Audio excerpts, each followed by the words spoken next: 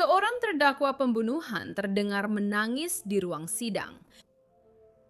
Jaksa penuntut mengatakan dia menembak dan membunuh istrinya ketika dia menemukan jaket milik orang lain di kamar tidurnya. Fakta-faktanya, tepat setelah pukul 8.30 pagi pada hari Sabtu 24 Mei, polisi menerima panggilan tentang seseorang yang telah ditembak. Kami mendengar dari seorang reporter Boston yang berada di ruang sidang saat air mata mengalir. Ini skandal yang dipersembahkan oleh Law and Crime. Saya, Sierra Gillespie. Bukan hal yang aneh melihat emosi di ruang sidang, terutama dalam jenis kasus yang kami liput.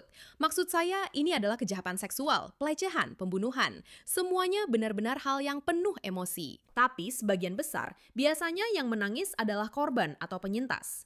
Kadang-kadang juga anggota keluarga. Tapi jarang sekali kamu melihat seorang terdakwa yang dituduh membunuh seseorang menangis saat sidang pertama. Tapi itulah yang terjadi minggu ini di Boston.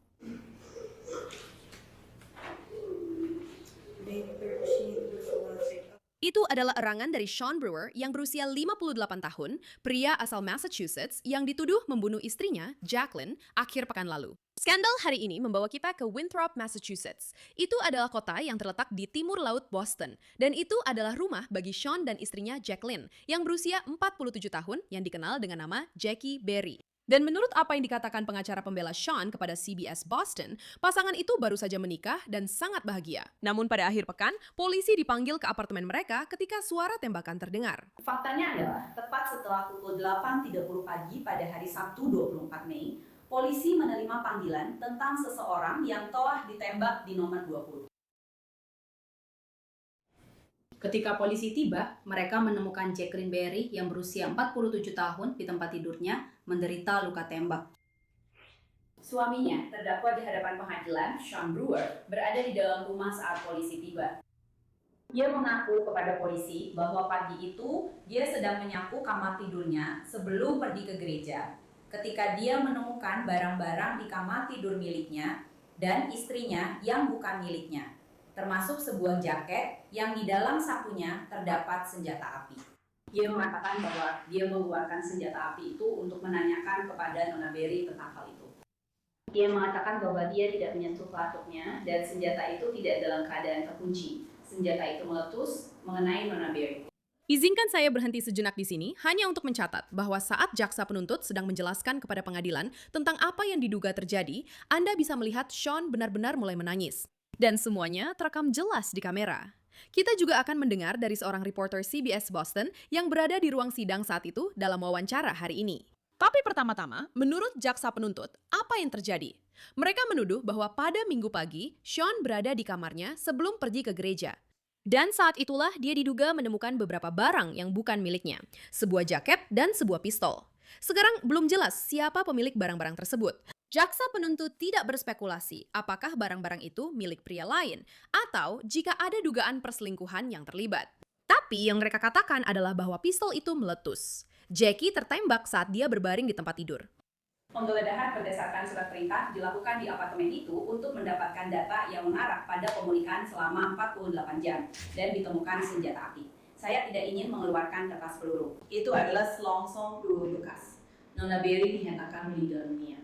Dan kantor kepala petugas medis menentukan penyebab kematian tersebut. Sean Brewer sekarang didakwa dengan pembunuhan tidak disengaja atas kematian Jackie. Sekarang video ini berasal dari sidang pembacaan dakwaan yang diadakan kemarin di pengadilan kota Boston. Dan dalam sidang tersebut, jaksa penuntut dengan cepat menyoroti beberapa pelanggaran masa lalu Sean. Selain fakta-fakta tersebut, catatan kriminal terdakwa juga mencakup penyerangan berat, dan penyerangan dengan senjata mematikan. Dia memiliki catatan kriminal yang panjang dengan banyak vonis, termasuk kejahatan kekerasan dan pelanggaran narkoba.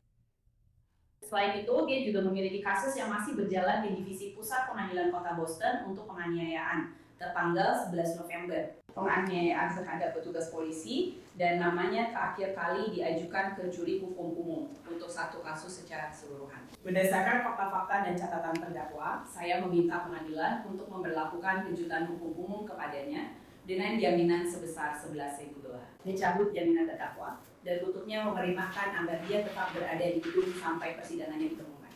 Saya tidak ada komentar. Menurut CBS Boston, jaminan untuk Sean pada kasus lain yang masih menunggu keputusan telah dicabut, tetapi ditetapkan dengan jumlah besar untuk dugaan pembunuhan tidak berencana tersebut.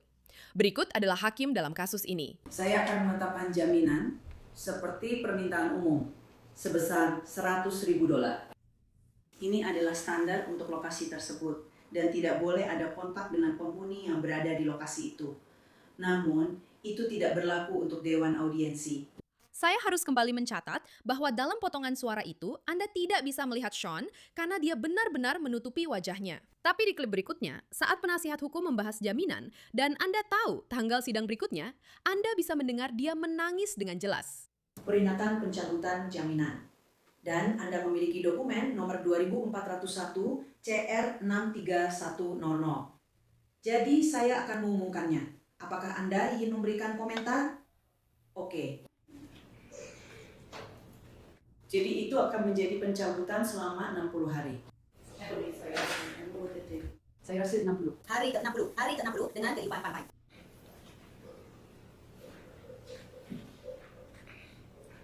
Dan kami akan membawanya kembali atau mengirimkannya kembali ke sentral selama 30 hari.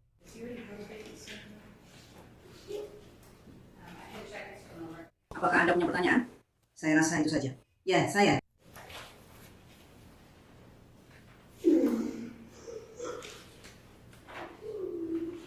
Akan memeriksa dokumen terakhir segera. Tanggal 17 adalah sidangnya. Jadi kita akan memasukkan itu sebagai bagian dari perintah pada tanggal 17 Juni. Begini cara sidangnya berakhir. Jaminan Anda telah ditetapkan sebesar $100.000. Ada syarat yaitu menjauh dari lokasi dan tidak boleh menghubungi para penghuni di lokasi tersebut. Harap diketahui bahwa jika Anda melanggar syarat pembebasan Anda selama kasus ini masih berlangsung, jaminan Anda bisa dicabut dan Anda dapat ditahan selama 90 hari untuk proses penuntutan tanpa pengecualian. Dan klip terakhir yang kita miliki adalah saat Sean benar-benar menutupi wajahnya dan sekali lagi menangis. Honor mengajukan permohonannya dirahasiakan, telah didengar dan disetujui berdasarkan kesepakatan. Hakim Komensari memberitahu bahwa jaminan terdakwa belum dicabut. Disitulah sidang berakhir. Tapi bukan di situ ceritanya berakhir. Reporter CBS Boston Louisa Moeller berada di ruang sidang untuk semua itu, tapi juga di luar ruang sidang setelahnya, di mana pengacara pembela Sean berbicara. Dan menurut laporan Louisa, pihak pembela mengklaim bahwa kata-kata terakhir Jackie membuktikan bahwa ini adalah penembakan yang tidak disengaja. Apa kata-kata itu masih belum jelas, dan apakah Sean satu-satunya saksi juga masih belum jelas. Pihak pembela juga mengatakan mereka tidak yakin barang siapa yang ditemukan Sean di kamar tidur, karena ingat, dia diduga menemukan jaket dan pistol ini, dan kita masih belum tahu milik siapa barang-barang itu. Jadi masih banyak pertanyaan di sini, seperti yang dikatakan jaksa penuntut.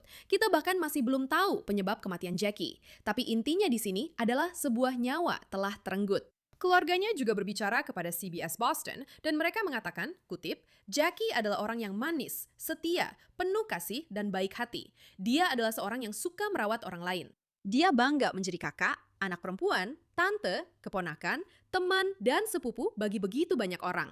Kata-kata tidak bisa menggambarkan betapa hancurnya kami atas kehilangan ini. Dunia terasa sedikit lebih suram hari ini karena dia telah tiada. Jackie, kami akan selalu mencintai dan merindukanmu sepanjang hidup kami. CBS Boston juga menghubungi pemilik rumah Jackie yang menyebutnya sebagai penyewa yang sangat baik. Namun mereka juga mengatakan bahwa Sean sebenarnya tidak disetujui sebagai penyewa dalam kontrak sewa tersebut. Dalam sebuah pernyataan, Blue Sky Realty mengatakan, kutip, kami tidak pernah menerima aplikasi atas namanya. Dia tidak tercantum dalam kontrak sewa kami, dan kami tidak pernah diberitahu adanya permintaan untuk menerima dia sebagai penyewa tambahan di gedung tersebut. Doa dan simpati kami sampaikan kepada keluarga dan teman-teman Jacqueline di masa yang sangat sulit ini. Ini memang kasus yang sangat tragis, tapi yang membedakannya dari Semua kasus lain yang kami bahas di sini, di Law and Crime, adalah reaksi terdakwa di ruang sidang. Untuk melihat lebih dekat tentang hal itu, sekarang kita ditemani oleh reporter CBS Boston, Louisa Moeller, yang benar-benar berada di ruang sidang. Louisa, terima kasih sudah bergabung bersama kami di Skandal hari ini. Senang sekali bisa bertemu denganmu. Dan saya harus bertanya, saya tahu kamu sudah bekerja di Boston selama lebih dari 1 dekade. Kamu sudah sering keluar masuk ruang sidang. Apakah kamu pernah melihat sesuatu seperti ini sebelumnya dengan terdakwa menangis? Baik, Sierra, pertama-tama terima kasih sudah mengundang saya. Sulit untuk menelusuri kembali arsip 11 tahun terakhir, tapi saya bisa katakan bahwa ini adalah pengalaman yang sangat unik. Kita jarang melihat seorang terdakwa menunjukkan emosi apapun, karena sebagian besar pembela mereka memang tidak menginginkannya. Dan Kamu tahu, petugas pengadilan dan hakim juga tidak menginginkannya. tapi dalam kasus khusus ini, ada seorang terdakwa, Sean Brewer, yang begitu dia masuk ke ruang sidang, langsung emosional. Dia jelas masuk dengan wajah yang tampak agak menegang, seperti sedang menahan air mata. Dan kemudian saat sidang dakwaan berlangsung, yang sebenarnya adalah hal yang sangat rutin. Dan kamu tahu, sidang pembacaan dakwaan ini adalah langkah pertama saat kamu memasuki kasus pidana. Kami mendengarnya, pertama kali kami melihat air mata mengalir di wajahnya. Pada titik tertentu, dia semacam menundukkan kepalanya ke lengannya dan meletakkannya di atas pegangan tangga di area tahanan ruang sidang. Lalu kami mendengar isak tangis yang terdengar jelas. Jadi, tidak ada satupun petugas pengadilan atau pengacaranya yang memintanya untuk berhenti. Dan rasanya kami hanya berusaha untuk terus melanjutkan persidangan. Tapi dia menangis sepanjang proses itu, yang sangat unik dan memilukan hati. Ya, kami sebenarnya punya sebuah video yang kami putar beberapa cuplikan suaranya sepanjang episode ini. Dan menariknya, kamu menyebutkan bahwa mereka tidak mengatakan apapun untuk menghentikannya. Karena kadang-kadang, kamu tahu, hakim dan para pengacara hanya membicarakan hal-hal teknis sejujurnya. Seperti, oke, ini jadwal sidang berikutnya. Di sini kita membicarakan soal jaminan. Dan kamu bisa mendengar dia seperti terisak-isak saat mereka sedang berbicara. Dan kurasa dari reaksimu tadi, maksudku para penonton, kita bisa menilai sendiri saat mereka menonton cuplikan suara itu dan menentukan sendiri pendapat mereka. Tapi reaksimu di ruang sidang, menurutmu itu tulus? Ya, sulit untuk mengatakannya. Itu pasti terlihat tulus. Dia benar-benar menangis. Air matanya mengalir di wajahnya. Dari tempatku di bangku pengunjung, supaya jelas, kamu tahu, ruang sidang dibagi menjadi tempat duduk seperti bangku gereja di sebelah kiri dan kanan. Dan tempat dudukku persis di sisi yang sama dengan tempat dia ditahan. Jadi aku bisa lebih jelas mendengar isak tangisnya. Dan kemudian ketika aku melihat rekaman video setelah kejadian itu, aku bisa melihat air mata mengalir di wajahnya. Tapi aku memang berpikir bahwa, sekali lagi, ledakan emosi biasanya tidak disukai di pengadilan. Dan jika itu tampak seperti sesuatu yang dibuat-buat atau pura-pura, aku membayangkan biasanya seseorang akan turun tangan, entah itu petugas pengadilan atau hakim, untuk meminta ketertiban di ruang sidang. Dan dalam kasus ini, mereka tidak melakukannya. Iya, dan itu sesuatu yang pasti sudah sangat dikenal oleh para penonton kita karena kita punya episode-episode di Law and Crime yang menampilkan 15 ledakan emosi terbesar di ruang sidang. Dan kamu bisa dengar para hakim berkata, kamu harus tetap tenang. Maksudku, ini adalah ruang sidang. Dan itu bukanlah yang kita lihat di sini. Jadi, aku memang cenderung setuju denganmu bahwa kemungkinan besar itu memang asli. Bahwa dia benar-benar merasakan hal-hal itu. Dan kurasa itu juga berkaitan dengan tuduhan terhadapnya di sini. Karena di Law and Crime on Scandal, aku membahas, kamu tahu, kasus pembunuhan bayaran, meracuni suami atau cinta segitiga yang berakhir dengan, kamu tahu, 100 luka tusukan. Itu bukan yang terjadi di sini kan? Karena dia diduga melakukan pembunuhan tanpa rencana, bukan pembunuhan tingkat pertama. Ya, jadi ini adalah kasus yang sangat unik, dan ini juga pengalaman yang unik bagiku, di mana jaksa penuntut dan pembela tampaknya tidak berbeda pendapat soal fakta-faktanya. Jadi fakta-fakta yang dijelaskan di pengadilan adalah, pada Minggu pagi dia berada di apartemennya di Winthrop bersama istri barunya yang baru dinikahi beberapa minggu.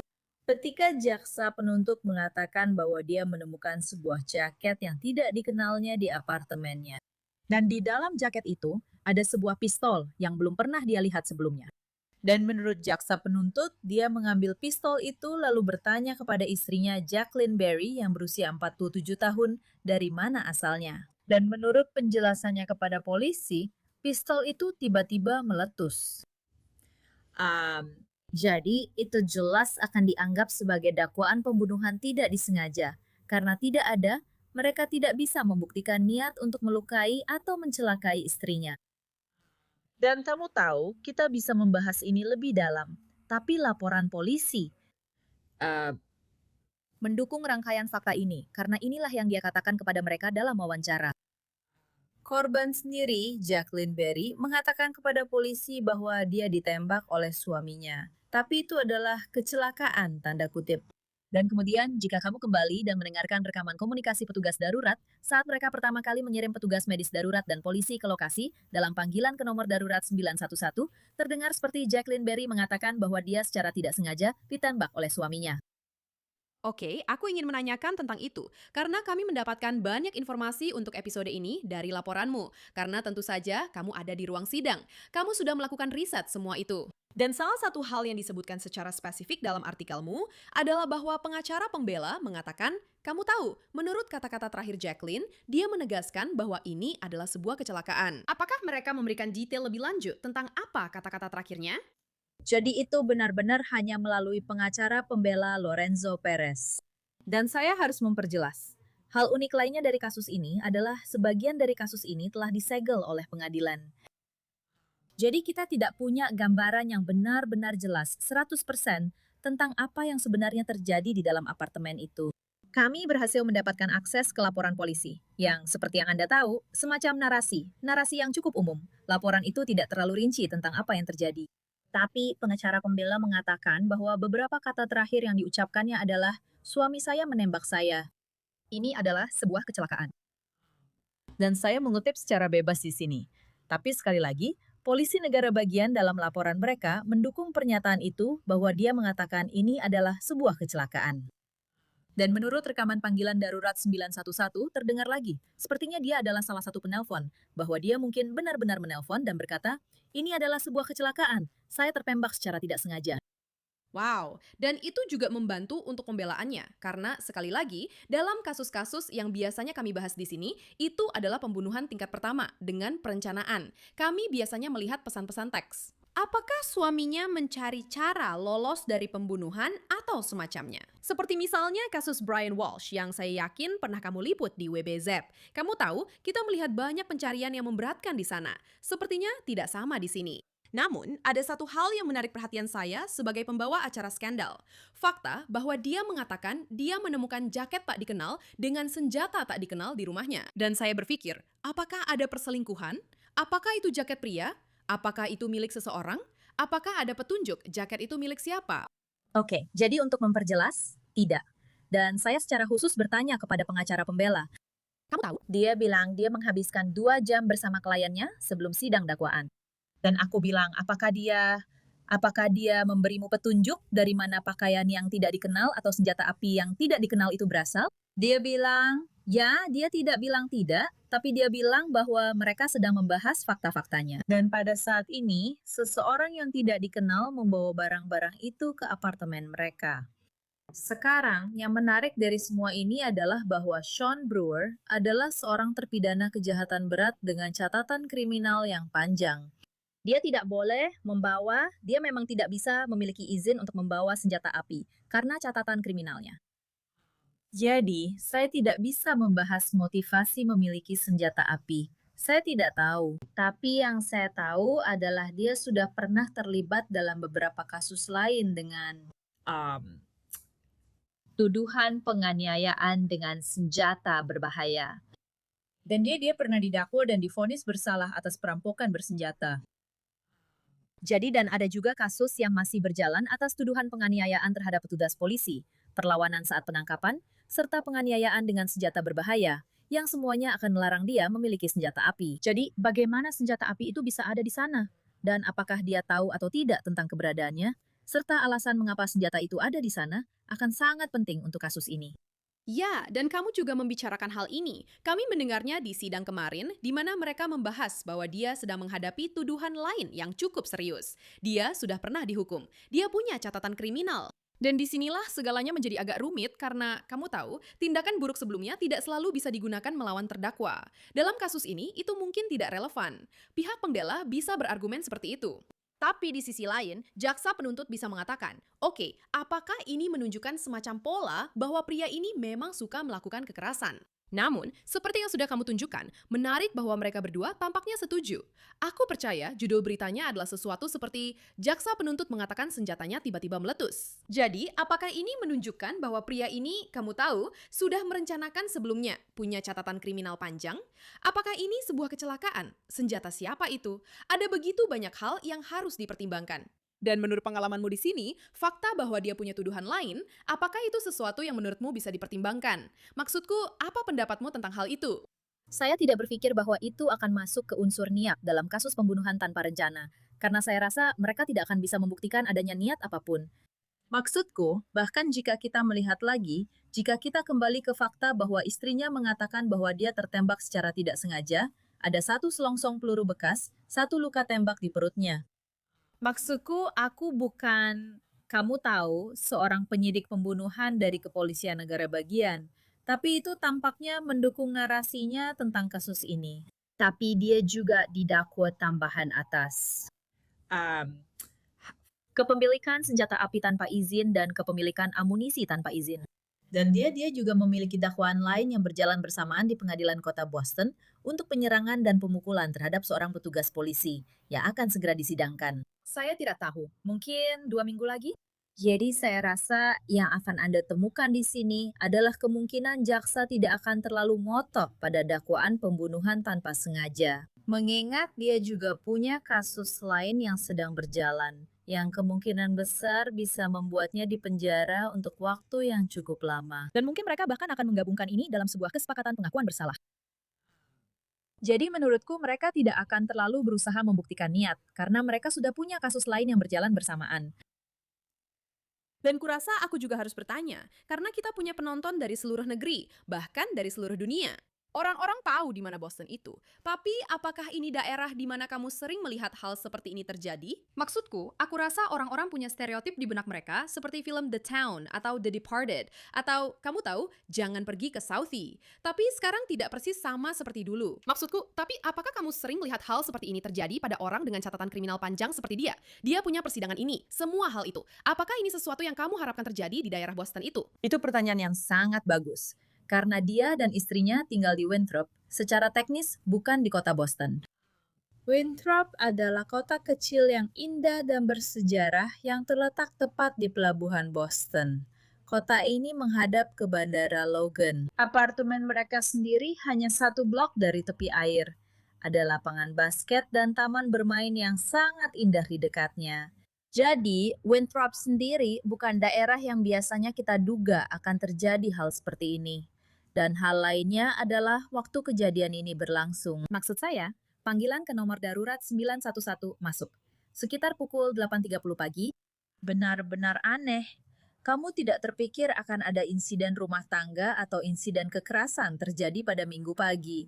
Apalagi di akhir pekan libur. Jadi tidak, Winthrop sendiri bukanlah tempat yang bisa dianggap kumuh atau rawan kejahatan. Tapi, kamu tahu, sekali lagi, siapa yang tahu apa yang terjadi dengan pasangan ini? Mereka baru menikah selama beberapa minggu. Dan kami mendengar dari keluarganya bahwa mereka menggambarkan dia sebagai sosok yang penuh kasih, baik hati, seorang saudari, bibi, dan sepupu. Dia baru-baru ini mengajukan permohonan untuk mendapatkan apartemen ini bersama-sama. Dan kamu tahu, bahkan agen propertinya mengirimkan pernyataan kepada kami yang mengatakan bahwa dia adalah penyewa yang luar biasa, warga yang baik dan terhormat. JD. Kamu tahu, siapa yang tahu apakah mungkin sebagai pasangan, mungkin dia sedang berusaha membenahi hidupnya atau bagaimana. Tapi kemudian terjadi insiden tragis ini. Dan itu terjadi di lingkungan kecil yang terletak di sebelah pelabuhan, di mana kamu pasti tidak akan menyangka sesuatu seperti ini bisa terjadi. Ya, dan aku pikir bahkan dalam laporanmu, kamu menyebutkan bagaimana dia bilang dia sedang bersiap-siap untuk pergi ke gereja, lalu menemukan jaket yang tidak ia kenal dan senjata api di sana, yang sekali lagi memang aneh. Ini tidak seperti kasus-kasus lain yang kita bahas di sini. Sepertinya dia sedang bersiap-siap untuk pergi ke gereja, lalu menemukan jaket ini. Mungkin senjatanya meletus. Aku perlu tahu, itu jaket siapa, itu senjata siapa, semuanya. Itu adalah pertanyaan-pertanyaan yang masih kita miliki. Dan kurasa ini hanya semacam pertanyaan spekulasi saat kita menutup pembicaraan hari ini. Apa pendapatmu? Aku tahu kamu sempat menyebutkan kemungkinan adanya kesepakatan pengakuan bersalah dalam kasus ini. Alasan kita membicarakannya setidaknya karena memang tampaknya dia benar-benar menyesal atas kejadian ini. Dia menangis di pengadilan. Jika mereka baru saja menikah, aku rasa dia memang mencintai wanita ini. Dan kamu tahu, ingin menjalani hidup bersama dengannya. Dan kecelakaan memang benar-benar bisa terjadi. Jadi, kalau kamu harus menyimpulkan apa yang menurutmu akan terjadi hanya berdasarkan pengalamanmu meliput di sistem pengadilan Boston, apa yang kamu harapkan? Ya, aku tahu kalau dia menerima kesepakatan pengakuan bersalah untuk tuduhan perampokan bersenjata di Cambridge. Dan melihat catatan kriminalnya, dia punya sekitar 25 kasus hanya dari Boston Municipal Court. Dugaan terbaikku adalah bahwa kesepakatan pengakuan bersalah akan terjadi ke depannya. Terutama, Maksudku, dia memang memiliki senjata api dalam kepemilikannya, dan dia tidak boleh memilikinya. Tidak peduli bagaimana senjata itu bisa ada di sana. Jadi, sepertinya bukti di sisi itu cukup kuat. Ada 2 kasus yang berjalan bersamaan. Dia juga punya catatan kriminal yang panjang. Aku tidak melihat dia akan membawa kasus ini ke persidangan. Ya, aku juga bisa melihat itu. Maksudku, kemungkinan akan ada semacam kesepakatan pengakuan bersalah. Tapi ini adalah kasus yang akan terus kami liput. Dan Louisa Mueller, terima kasih sudah bergabung bersama kami dan benar-benar memberikan gambaran tentang apa yang terjadi di ruang sidang, menjelaskan kasusnya. Laporanmu sangat bagus tentang ini, jadi terima kasih sudah datang dan menjelaskannya. Dengan senang hati, terima kasih sudah mengundang saya. Sean Brewer dijadwalkan kembali ke pengadilan pada 15 Juli untuk sidang untuk menentukan ada tidaknya dasar yang cukup. Dan sampai disinilah episode skandal hari ini untuk sementara. Jika Anda menyukai apa yang Anda lihat dan ingin melihat lebih banyak atau terhubung dengan saya di media sosial, Anda dapat menemukan saya di tempat seperti Instagram dengan nama Sierra Gillespie. Terima kasih telah menonton episode skandal hari ini. Seperti biasa, saya adalah pembawa acara Anda, Sierra Gillespie, dan sampai jumpa di lain waktu.